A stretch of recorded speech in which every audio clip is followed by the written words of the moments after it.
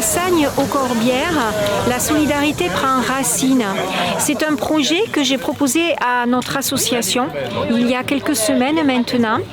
L'enjeu, c'est de pouvoir sauver nos arbres centenaires et les autres de la Sagne qui sont condamnés à un abattage avec la construction du chantier de 800 logements à Gruissant.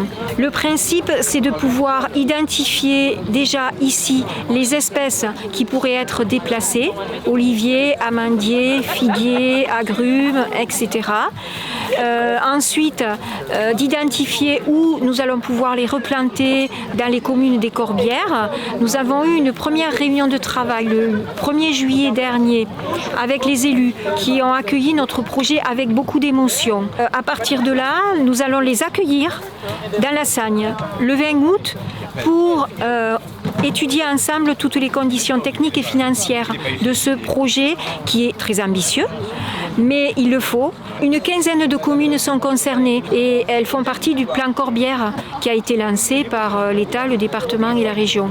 Donc nous espérons que nous allons contribuer à les aider pour replanter les arbres sur leurs terres brûlées. Alors les élus des Corbières, déjà ils sont très malheureux d'avoir perdu leurs arbres, donc ils sont tout aussi malheureux que nous de savoir que nous on va perdre nos arbres pour d'autres raisons, c'est-à-dire pour un choix politique de construire et d'urbaniser un espace naturel.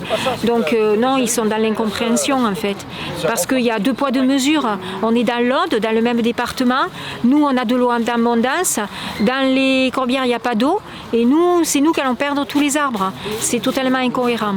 Il va nous falloir, on le sait, beaucoup d'argent, parce que là je suis en train de faire tous les devis par des entreprises spécialisées pour transporter les arbres. Le but, c'est de bien choisir les bonnes espèces pour ne pas se tromper. Le combat de la Sagne, de garder nos maisons, les jardins, les espaces verts, il est en voie d'être perdu, oui. On est dans la résilience, on est totalement dans la résilience, on n'a pas le choix. Donc on continue un combat différemment. Le combat c'est toujours le même, c'est de sauver la nature, de sauver les arbres. C'est le combat de millions de citoyens aujourd'hui en France et dans le monde. On est peut-être encore minoritaire, mais en tout cas ce sont les minorités qui ont fait les révolutions. Alors aujourd'hui j'y crois.